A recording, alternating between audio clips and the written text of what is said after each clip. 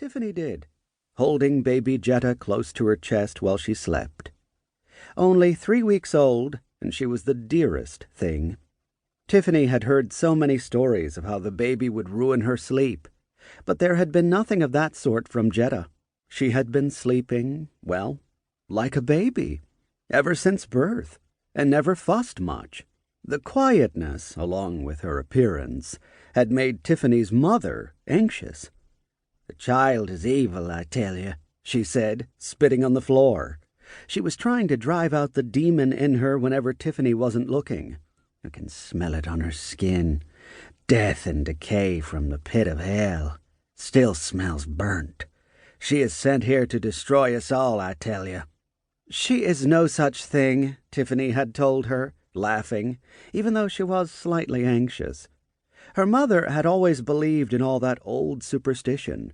Growing up in New Orleans, Tiffany had listened to it all her life, all the nonsense about the spirits and gods walking among us. But Tiffany never quite bought into any of it. Still, when you have listened to things like that your entire life, you never can stop wondering, what if? What if there is something to what she is saying?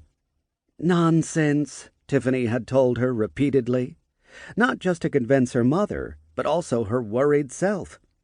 "It's just superstition." But her mother wouldn't stop. Just this morning before church, her old mother had looked her straight in the eyes and said, "This child is a sign that darker times are ahead.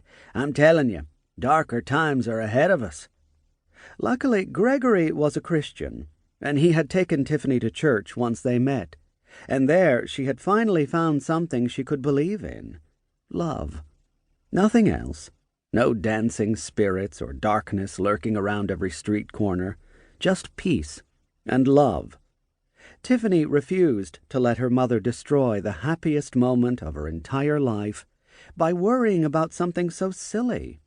Jetta made a sound, and Tiffany chuckled. Gregory grabbed her hand and squeezed it while Pastor Lawrence spoke. They didn't even hear the doors being locked from the outside. Chapter 2. The smell was the first thing they noticed. The smell of smoke. Gregory was the first to react. He sniffed the air and looked at Tiffany. "Do you smell smoke?" She lifted her nose, then shook her head. "No." Jetta had opened her eyes and was looking up at her mother. Tiffany's arm was getting tired from holding the baby, but she didn't want to put her down. She was afraid she might cry. Not that she ever cried, at least not yet, but it sure would be bad timing if she started now. Tiffany chuckled again when her eyes met Jetta's. Such an intense glare from such a small creature. Tiffany couldn't take her eyes off her. She was no longer listening to Pastor Lawrence's preaching. Not that she ever really did, as she usually would doze off about halfway through his sermon. "Okay, good," Gregory said, and let it go.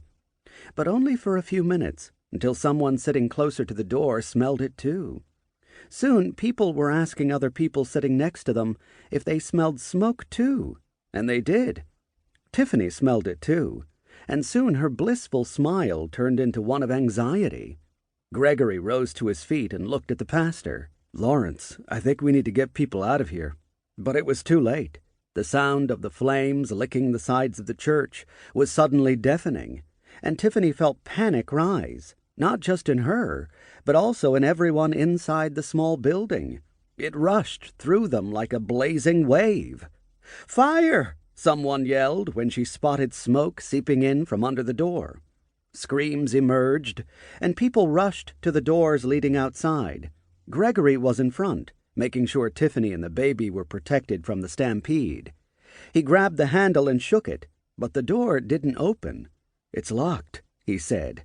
"Try the emergency exits," Pastor Lawrence said, and pointed to both sides where exit signs were lit up. It was already getting hotter inside the church, and Tiffany felt her heart thump in her chest as she rushed, along with everyone else, toward the exit doors. But as someone grabbed the doors, they couldn't open them either.